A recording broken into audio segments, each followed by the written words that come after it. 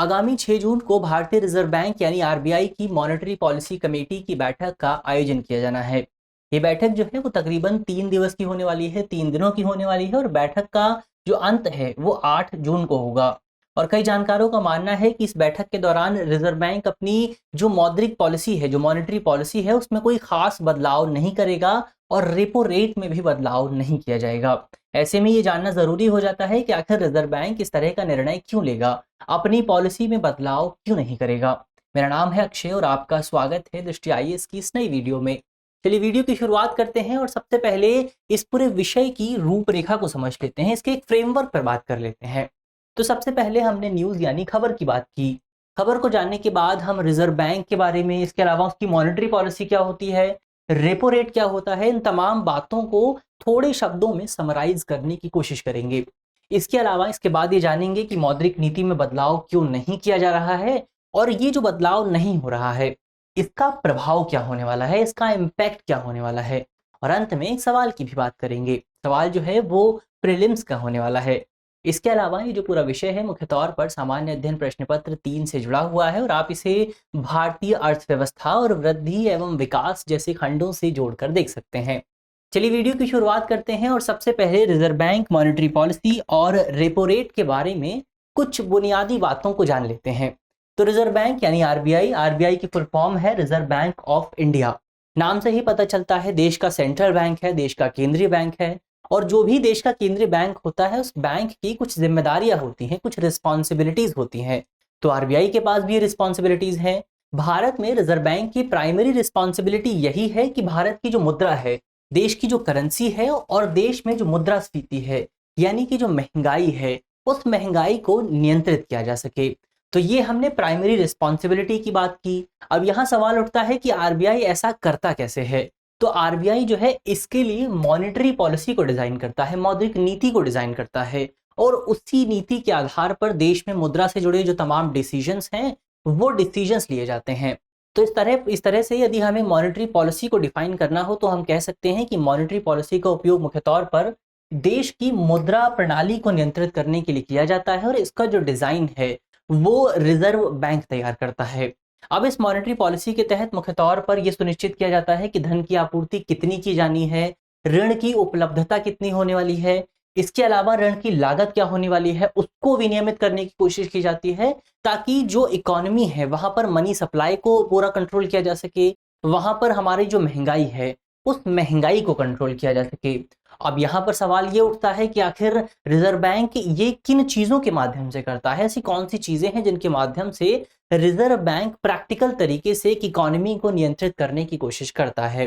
तो ये काम करने के लिए रिजर्व बैंक के पास बहुत सारे उपकरण मौजूद होते हैं, बहुत सारे डिवाइस मौजूद होते हैं, जैसे कि ओएमओ हो गया, ओपन मार्केट ऑपरेशंस हो गया, इसके अलावा रिवर्स रेपो रेट हो गया, सीएलआर यानी कि कैश रिजर्व रेशो हो गया, एसएलआर हो गया। तो इस तरह के बहुत सारे डिवाइस जो है वो रिजर्व बैंक के पास मौजूद हैं और इन्हीं डिवाइसेस का उपयोग करते हुए, इन्हीं उपकरणों का उपयोग करते हुए रिजर्व बैंक देश में मुद्रा को नियंत्रित करने की कोशिश करता है। अब यहाँ पर एक सवाल जो उठता है वो ये है कि आखिर इन डिवाइसेस का रियल में इन डिवाइसेस से जुड़ा जो डिसीजन है वो कौन लेता है। तो रिजर्व बैंक के अंदर एक बॉडी आती है जिसका नाम है monetary policy committee. Monetary policy committee reserve bank के तहत मुद्रा से जुड़े तमाम डिसीजंस लेती है, रिजर्व बैंक की मॉनेटरी पॉलिसी को डिजाइन करती है। अब रिजर्व बैंक की मॉनेटरी पॉलिसी में कुल 6 मेंबर्स मौजूद होते हैं और भारतीय रिजर्व बैंक के जो गवर्नर हैं वो इस कमेटी के अध्यक्ष होते हैं। इसके अलावा मॉनेटरी पॉलिसी कमेटी में 3 जो मेंबर्स हैं वो रिजर्व बैंक की तरफ से आते हैं और दूसरे जो 3 मेंबर्स हैं वो भारत सरकार द्वारा नामित किए जाते हैं, बड़े बड़े अर्थशास्त्री होते हैं। और यही 6 लोग समग्र तौर पर डेलिब्रेशन करते हैं, विचार विमर्श करते हैं और उसी विचार विमर्श के बाद, उसी चर्चा के बाद ये निर्णय लिया जाता है कि रिजर्व जो रेपो रेट है वो कितना रहना चाहिए, रिवर्स रेपो रेट कितना रहना चाहिए, ओपन मार्केट ऑपरेशन होना चाहिए या फिर नहीं होना चाहिए। तो इन तमाम बातों पर जो डिसीजन है वो डिसीजन अंततः एमपीसी यानी कि मॉनेटरी पॉलिसी कमेटी द्वारा लिया जाता है। तो ये तो मॉनेटरी पॉलिसी कमेटी की बात हुई। अब इन्हीं जिन उपकरणों की हमने बात की, जिन डिवाइसेस की हमने बात की, उन्हीं डिवाइसेस में से एक है रेपो रेट यानी कि मुख्य तौर पर ये एक दर होती है, एक रेट होती है, एक रेट होता है जिस पर रिजर्व बैंक हमारे जो कमर्शियल बैंक्स हैं उन कमर्शियल बैंक्स को लोन देता है, उधार देता है। क्योंकि रिजर्व जो हमारे कमर्शियल बैंक हैं उनको भी पैसों की ज़रूरत होती है, कई बार उनके पास भी पैसे मौजूद नहीं होते हैं। तो ऐसे में इस ज़रूरत को पूरा करने के लिए जो कमर्शियल बैंक हैं, जैसे एसबीआई हो गया, आईसीआईसीआई हो गया, पंजाब नेशनल बैंक हो गया, एचडीएफसी बैंक हो गया, तो इस तरह की जो तमाम बैंक हैं वो रिजर्व बैंक के पास जाते हैं, रिजर्व बैंक से पैसा उधार लेते हैं। अब क्योंकि यहाँ पर उधार मौजूद है, क्योंकि यहाँ पर लोन मौजूद है, तो लोन में कुछ इंटरेस्ट भी जुड़ा होता है, तो इसी इंटरेस्ट को हम रेपो रेट कहते हैं। तो अगर रेपो रेट को हमें डिफाइन करना हो तो हम कह सकते हैं कि रेपो रेट वो दर होती है जिस दर पर जो कमर्शियल बैंक हैं वो रिजर्व बैंक से उधार लेते हैं, या फिर रिजर्व बैंक जो है वो कमर्शियल बैंकों को जिन दरों पर उधार देता है उस दर को हम रेपो रेट कहते हैं। अब रेपो रेट के बारे में एक विशेष बात ये होती है कि जब रेपो रेट बढ़ता है तो इसकी वजह से हमारी इकोनॉमी में उधार लेना महंगा हो जाता है, और उधार लेना महंगा हो जाता है इसका मतलब ये हुआ कि ब्याज दरों में बढ़ोतरी हो जाती है। तो ये हमने रेपो रेट की बात की, मॉनेटरी पॉलिसी कमेटी की बात की। अब आगे बढ़ते हैं और ये जानने की कोशिश करते हैं कि आखिर ये क्यों कहा जा रहा है कि रिजर्व बैंक अपनी मॉनेटरी पॉलिसी की जो डिसीजन है उसमें बदलाव नहीं करेगा, रेपो रेट में कोई बदलाव नहीं किया जाएगा। तो ये कहा जा रहा है क्योंकि जो मॉनेटरी पॉलिसी कमेटी है उसकी 2023-24 की दूसरी तिमाही वाली जो बैठक है वो 6 जून को आयोजित होने वाली है, और इसी बैठक के माध्यम से, इसी बैठक में मॉनेटरी पॉलिसी पर चर्चा की जाएगी, बात की जाएगी, और कई जानकारों का, कई विश्लेषकों का मानना है कि इस पूरी बैठक के दौरान रिजर्व बैंक नीतिगत रेपो रेट दरों में बदलाव नहीं करने वाला है। वर्तमान समय में ये जो रेट है वो तकरीबन 6.5% के आसपास है, और रिजर्व बैंक इसमें कोई बदलाव नहीं करेगा। इससे पहले जो बदलाव हुआ था वो जुलाई में किया गया था। जुलाई में रिजर्व बैंक ने एक बहुत ही संतुलित निर्णय लिया था, और इस संतुलित निर्णय के तहत पहली बार रिजर्व बैंक ने मॉनेटरी पॉलिसी में कोई बदलाव नहीं किया था। लेकिन इस सबसे दिलचस्प बात ये थी, और ये सबसे विशेष डिसीजन इस लिहाज से भी था क्योंकि रिजर्व बैंक मई 2022 के बाद से लगातार रेपो रेट में बढ़ोतरी कर रहा था, और इसके बाद अचानक से अप्रैल 2023 में पहली बार रिजर्व बैंक ने कोई परिवर्तन नहीं किया था। तो वो अपने आप में एक बड़ा डिसीजन था। अब जो इसके बाद अप्रैल 2023 के बाद जो बैठक होने वाली है उसको लेकर भी जानकारों का कहना है कि रिजर्व बैंक अपनी पॉलिसी में, अपनी नीति में, अपने रेट में कोई खास बदलाव नहीं करने वाला है। अब यहाँ पर सवाल उठता है कि अगर रिजर्व बैंक बदलाव नहीं करेगा तो इसका इम्पैक्ट क्या होगा, यानी कि अप्रैल में जब रिजर्व बैंक ने बदलाव नहीं किया था तो क्या इम्पैक्ट आया था, क्यों फायदा हुआ था। तो इसका इम्पैक्ट ये आया था कि रिजर्व बैंक की बदलाव न करने वाली पॉलिसी की वजह से हमारा जो मुद्रास्फीति दर थी, हमारा जो इन्फ्लेशन था वो 18 महीने के सबसे निचले स्तर पर पहुंच गया था। यानी कि अप्रैल 2023 में जो हमारा इन्फ्लेशन था वो तकरीबन 4.7% के आसपास था, और अगर आप इस आंकड़े की तुलना मार्च 2023 से करेंगे तो वो तकरीबन 5.7% के आसपास था। तो जाहिर तौर पर हमें इन्फ्लेशन में कमी देखने को मिली थी, महंगाई में कमी देखने को मिली थी, और महंगाई में कमी इस लिहाज से भी इंपॉर्टेंट थी क्योंकि ये जो कमी आई थी, इस कमी के माध्यम से रिजर्व बैंक अपनी टॉलरेंस जो लिमिट है उस लिमिट के अंदर आ गया था, क्योंकि कानून ये कहता है कि रिजर्व बैंक के लिए अनिवार्य है कि वो इन्फ्लेशन रेट को 4% पर बनाए रखे। हालांकि इसमें ±2% का जो टॉलरेंस बैंड है वो जरूर मौजूद है। तो इसके माध्यम से, इस डिसीजन के माध्यम से रिजर्व बैंक इस पूरी टॉलरेंस लिमिट में आ गया था। तो एक तो इम्पैक्ट ये हुआ, एक तो डिसीजन ये हुआ, एक कारण ये हो सकता है कि रिजर्व बैंक की जो वो वाली पॉलिसी थी, वो अप्रैल 2023 वाली जो पॉलिसी थी वो सही साबित हुई थी, तो रिजर्व बैंक उसी पॉलिसी को लेकर आगे बढ़ना चाहता है।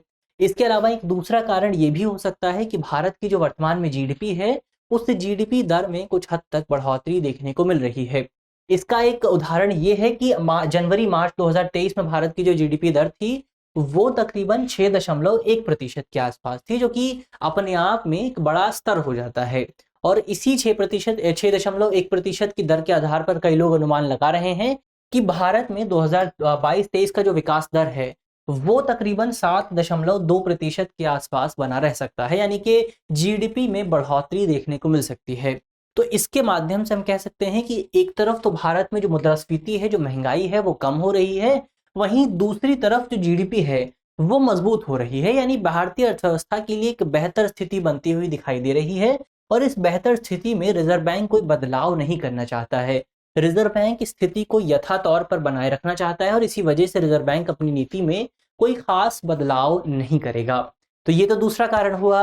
एक तीसरा कारण ये हो सकता है कि इस महीने के अंत में अमेरिकी फेडरल रिजर्व की बैठक आयोजित की जाने वाली है।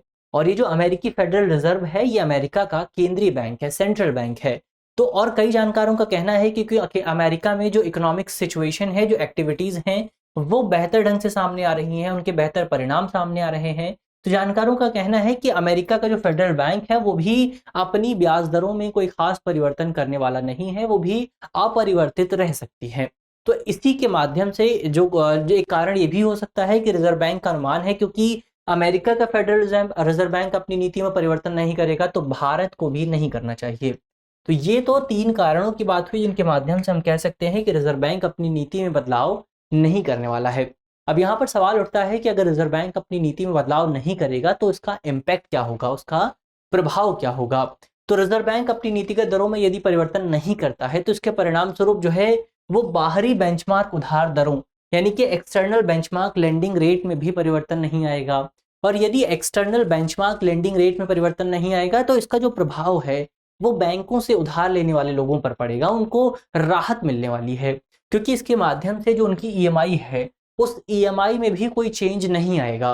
क्योंकि इससे पहले जब रिजर्व बैंक अपनी रेपो रेट में बढ़ोतरी करता था तो इसके माध्यम से उनकी ईएमआई भी बढ़ जाती थी। तो ऐसे में अगर रिजर्व बैंक चेंज नहीं करेगा तो उनकी ईएमआई में भी चेंज नहीं आएगा। क्यों? क्योंकि वर्तमान समय में जो अधिकांश बैंकों द्वारा ऋण दिया जाता है वो मुख्य तौर पर EBLR यानी कि एक्सटर्नल बेंचमार्क लेंडिंग रेट से जुड़ा हुआ है।